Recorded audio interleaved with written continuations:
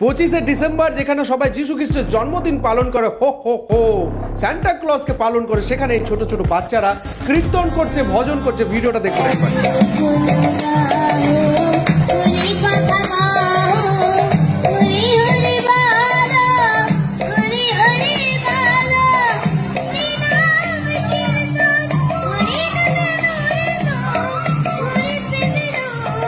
ত্রিপুরা রাজ্যের আগরতলায় দেখতে পাচ্ছেন এই ছোট ছোট বাচ্চাগুলো, তারা কিন্তু কীর্তন করছে, ভজন করছে।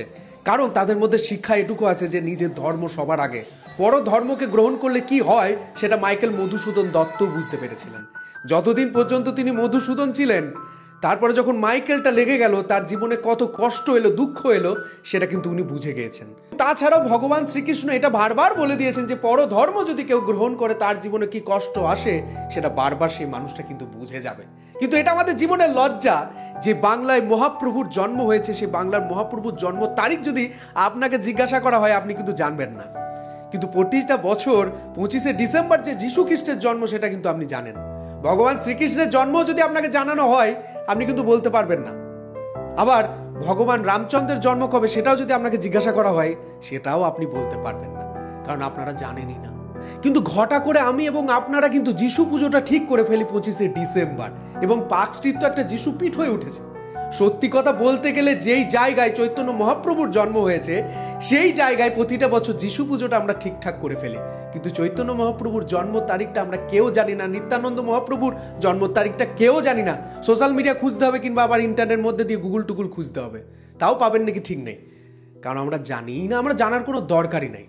ছেলেকে সান্টা ক্লজ ঠিক আমরা সাজিয়ে দেব, কিন্তু রামনবমীর দিন কিংবা জন্মাষ্টমীর দিন যদি কৃষ্ণ সাজায় তাহলে ব্যাকডেটেড। পার্ক স্ট্রিট যেখানে কি হয়েছে জানি না ভাই, মানুষের হুচুরের মতন ভিড় সেখানে, বাবরে যেখানে গেলে নাকি আবার নিজেদেরকে কুল ভাবা হয়, দু চারটে ইংলিশ বললে তো আরো বড় কুল, মহাকুল।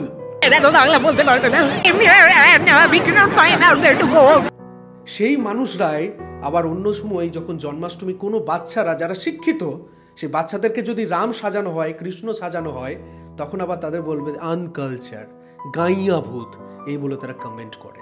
মদ খেয়ে নেশা করে নিজেদেরকে কুল ভাবাই জেনারেশন মানুষজন ভুলে গেছে। স্বামী বিবেকানন্দ সেই যুবক সমাজের কথা বলে হয়তো ভুলই করে গেছেন, কারণ সেই যুবক সমাজ এখন বিদেশে তৈরি হয়েছে। কারণ তারা সনাতন ধর্ম গ্রহণ করে তারা বুঝিয়ে দিচ্ছে যে এই সমস্ত ধর্মগুলো আছে সেগুলো ধর্ম নয়, সেগুলো শুধুমাত্র মতবাদ। তার জন্য তারা শ্রীকৃষ্ণের নাম নিয়ে তারা চলে আসছে ভারতবর্ষে, তারা নিজেদেরকে সনাতনী বলছে, হিন্দু বলছে। কিন্তু আমরা হিন্দু হয়ে হিন্দু হতে পারছি না।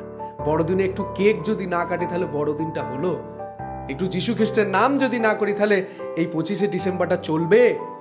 সান্টা ক্লজ কোকোকোলা কোম্পানির বানানো সান্ত নিকোলাসকে সান্টা ক্লজ বানিয়ে দিল, এবং সেটা নিয়ে আমরা লাল জামা পরে নিজেরাই দৌড়ে বেড়াচ্ছি। এটাই হলো বর্তমানের অবস্থা।